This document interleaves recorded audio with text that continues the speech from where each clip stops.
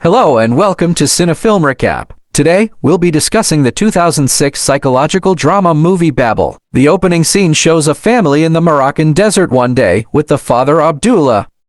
Abraham gives it to his sons Hussein and Yusuf and teaches them how to use it to keep predators away from their sheep. And Abraham says the firearm is really potent. With a maximum range of 3 kilometers the following day, Hussein and Yusuf take the rifle to graze to protect their livestock. After a while, they question whether the projectiles can reach 3 kilometers. Consequently, they decide to conduct some experiments. They take aim at a tourist bus and fire, but nothing occurs for a short while. Eventually, the bus comes to a stop and both brothers run away in horror. The movie then moves to another family in the US, where 2 kids named Mike and Debbie are left with their babysitter Amelia. Amelia gets a phone call from the kids' father. Richard tells them that their mother Susan needs emergency surgery. He also promises Amelia that he'll find another nanny so that she can go to her son's wedding. But he can't find another nanny. Therefore, he asks Amelia to remain and care for his children instead of attending her son's wedding. Amelia does not want to miss the wedding, so she asks her friends to watch the children for a few days, but none of them agree. She plans to take the kids to the wedding in Mexico because of this. The next day, Santiago, Amelia's nephew, comes to pick them up in his car. The movie goes back in time. When Richard and Susan vacation with other American tourists in the Moroccan desert,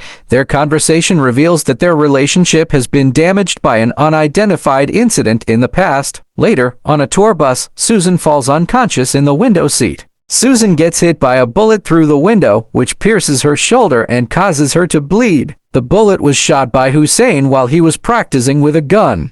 Richard asks Anwar, the bus driver, which hospital is closest. Anwar says it's 4 hours away, so he suggests that Richard take her to his hometown, where there's a doctor and they can also call an air aid.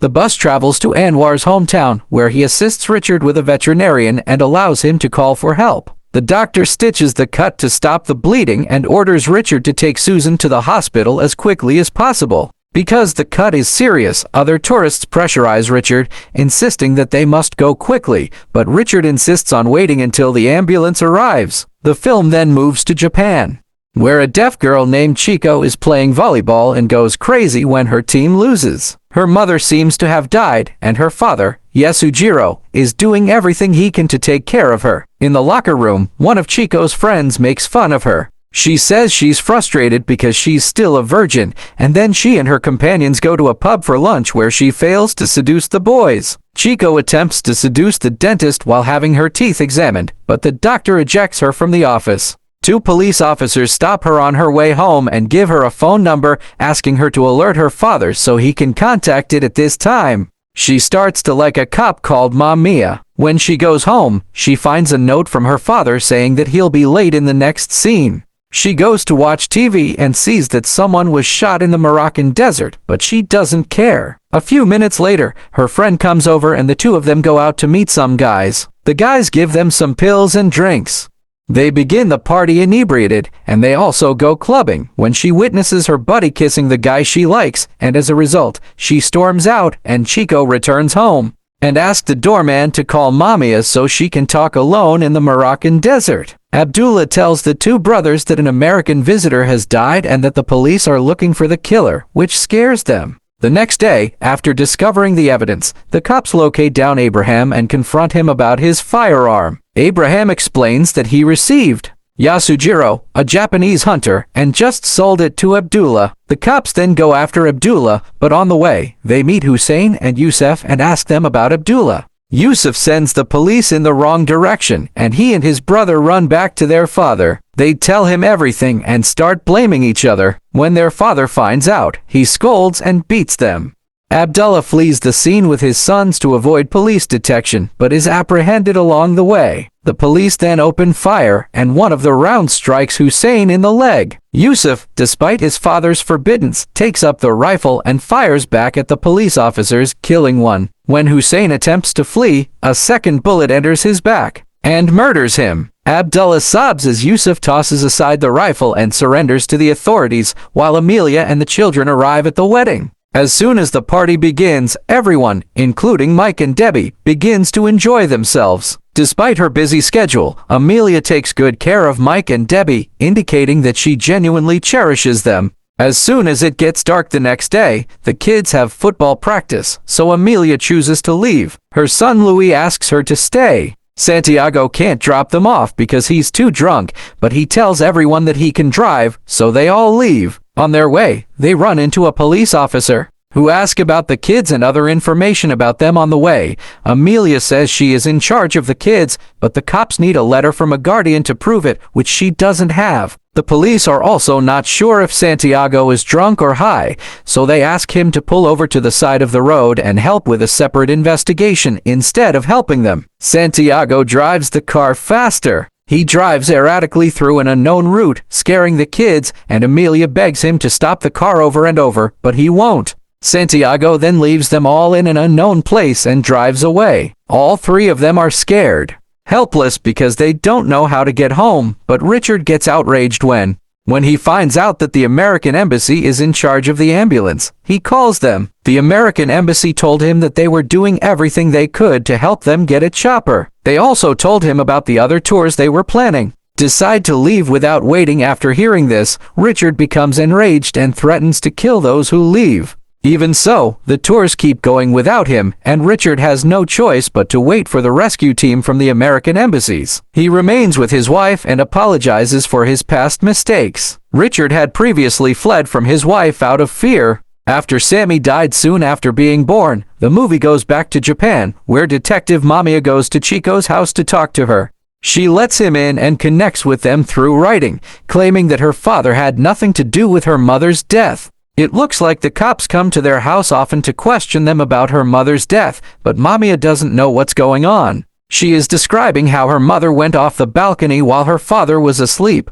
Mamiya alleges he desired a conversation with her father about something that happened with a gun in his name. Before she lets him leave, she goes into her room. She undresses and strides out naked in front of him, desiring an intimate relationship with Mamiya, but he forbids and comforts her against doing so. The next day, she apologizes and places a note with a message in his pocket. Then Amelia, Mike, and Debbie are sleeping in the Mexican desert when Amelia awakens and sees a jeep and calls for assistance. However, her voice is not heard after they begin to travel in the desert while thirsty and exhausted. She abandons the children in the desert. One of the shadows promises to return soon and searches for aid after a long walk. She comes across a police officer and pleads for assistance. Assuming she is a suspect, the officer arrests her and requests her to lead the way to the children when she leads the police to their location. If she doesn't find the kids where she left them, she calls for help. The children, but they can't be found, so the officers don't believe her and arrest her.